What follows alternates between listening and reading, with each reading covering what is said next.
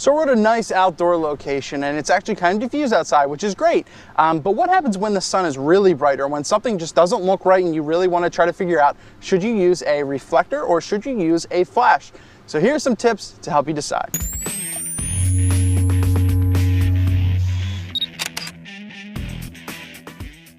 Both of these tools can be extremely helpful in key situations. You just have to know how to use them and what situations you can apply them to.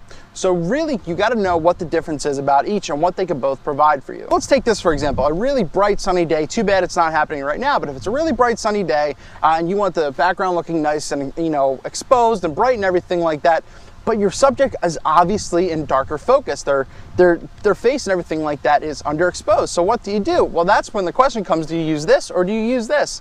As I said, you can use both of them. We'll start off with the flash. A flash is really helpful, especially if you can get it off your camera, to use fill flash, or you can use it semi as your key light. When you have a reflector, it cannot be your key light because it's not bright enough, it's not strong enough to do so, and you can't control the light as well. But as I said, there's specific things you can do with the reflector to make things look good. So how would you use a flash? And as I said, what exactly is it good for? Basically, you can put it up on a stand, put it off, or even if you want to use it on your camera, that's fine. You can use it as fill flash, or you can use it as your key flash as you're trying to balance out the bright sunlight. So you can make it look, pretty well exposed by putting this on, finding your right manual exposure, and getting it right, the first time without having to worry about, oh, should I bounce this? Should I do what?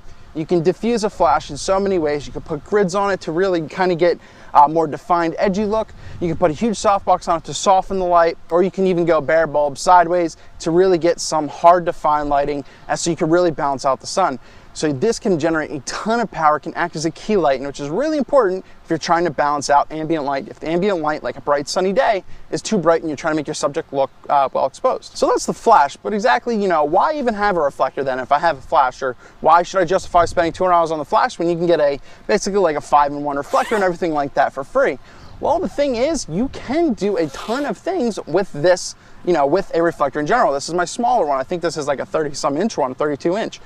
But if you have a good one, you can easily do a ton of stuff. You can bounce light, you can bounce that bright sunlight and really get a nice kick from it, and it can fill in light when needed. As you could probably see, and I'm blinding myself, you see the silver side bouncing in, which can be used for also great black and whites and everything like that. But as I said, if you get a 5-in-1 or anything like that, you can get a gold side that is awesome for warming tones for black and white. You can get a white side for really bouncing light, which basically if you bounce white light, you bounce 60% of the light. So it absorbs 40% and still gives you something nice and crisp. But as I said, the huge thing is it's not going to give you a key light. It's not going to provide you enough, but it can really, and especially if you want to combine both a reflector and the flash, you can get a really nice setup. You can have the bright ambient light with the sun.